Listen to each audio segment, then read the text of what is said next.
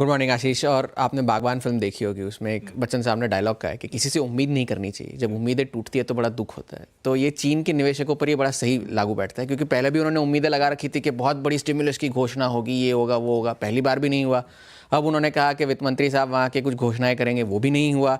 और उन्होंने कहा तो सही कि प्रेस कॉन्फ्रेंस हुई, उन्होंने कहा कि अब सरकारी कर्ज जो है वो बढ़ाया जाएगा अर्थव्यवस्था को दुरुस्त करने के लिए, जो उनका प्रॉपर्टी सेक्टर है उसे राहत दी जाएगी। मगर जो एक बड़े स्टिमुलस के फिगर की जो आशंका थी, हम शुक्रवार को भी बात कर रहे थे इस बात की कि कुछ $300 बिलियन के करीब का कुछ अनाउंसमेंट हो सकता है, वो नहीं हुआ।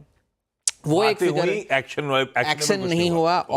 ऑल टॉक नो एक्शन, वो एक चीज़ चीन से निराशा बनी हुई है। और चीन के बाजार भी अभी खुले हैं, शुरुआत तो अच्छी मजबूत हुई, लेकिन अब थोड़े से गिरते हुए नजर आ रहे हैं। कह रहे हैं कि आगे और स्टिमुलस देंगे, ऐसा कुछ इंडिकेशन दिया है कि कुछ सब खत्म? जो ब्रोकरेजेस है वो अब तक उम्मीद नहीं छोड़ रहे हैं। जो HSBC ने एक नोट कही है, उन्होंने कहा है कि अभी भी वो 18 से 20% की अपसाइड देखते हैं यहाँ से बाजार। हाँ, यहाँ से। और नोमुरा ने जो कहा है वो कहा है कि अब जो फोकस है वो NPC, जो चाइना की जो नेशनल पीपल्स कांग्रेस होती है, वहां पर अब फोकस होगा, जो इस महीने के अंत में होगी। वहां पर अगर कोई बड़ा स्टिमुलस का अनाउंसमेंट हो सकता है, अगर वो हुआ तो उनका जो बुल केस का जो टारगेट है CSI 300 पे, वो भी उसे ओवरशूट कर सकता है, ये नोमुरा का मानना है।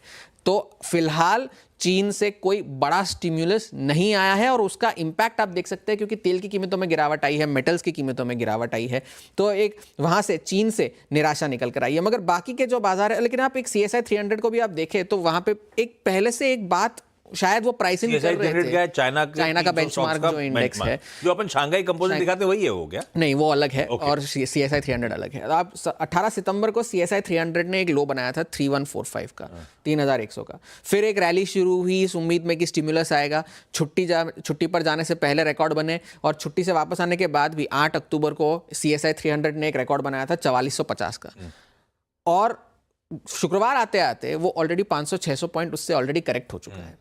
तो एक उम्मीद ऐसी थी कि हाँ, अब शायद स्टिमुलस इस वित्त मंत्री की प्रेस कॉन्फ्रेंस में ना आए, लेकिन NPC में शायद अनाउंस हो जाए। तो अभी भी चीन में वो अनसर्टेनिटी, अभी मुसीबत टल गई, अपने लिए तो टल गई है, मगर उनके लिए शायद सरदर्द बनी रहेगा, जब वो बना रहेगा। ठीक है। मगर बाकी के बाजार जो है ग्लोबली तो अच्छे हैं। US के मार्केट्स का हैंडओवर आपने जैसे कहा अच्छा था, मार्केट्स अच्छे थे। डाउ और S&P 500 दोनों रिकॉर्ड ऊंचाई पर बंद हुए। 5वां हफ्ता लगातार पॉजिटिव वीकली गेन्स थे।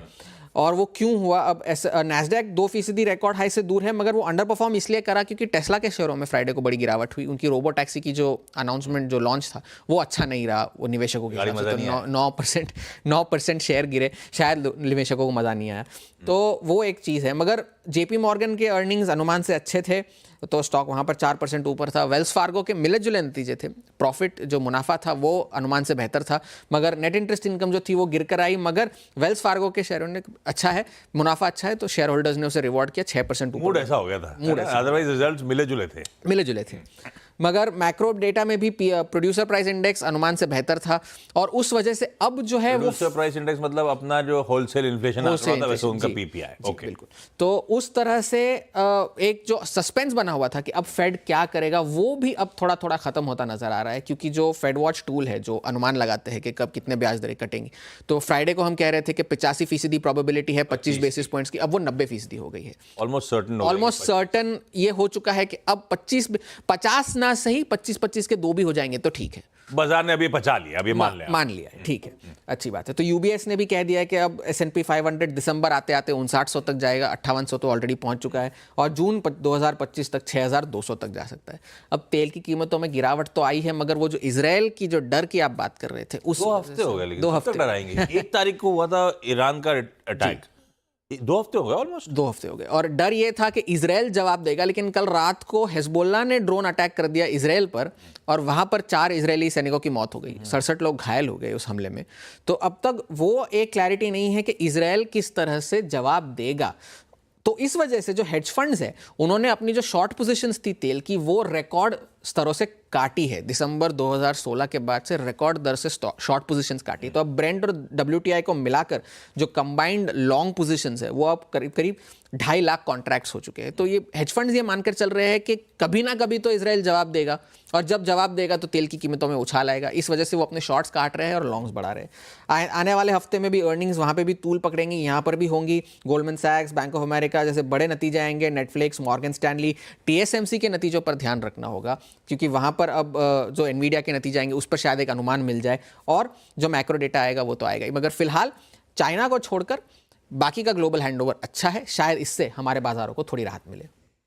ये लीजिए भाई साहब, ब्यूटीफुली सम अप। पूरा जो वीकेंड पे दो सरदर्द थे, मोटामोटी कुछ निकल के नहीं आया, हैंडओवर बढ़िया है, क्योंकि दोनों पॉजिटिव निकले। ना इसराइल का रिटेलिएशन हुआ है, ना चाइना ने कोई बहुत तगड़ा स्टिमुलस अब तक डोल आउट किया है। हाँ, ये जरूर है कि हॉर्मास की कमेंट्री के बीच में 70 पॉइंट ऊपर वाला गिफ्ट निफ्टी 40-45 हो गया है।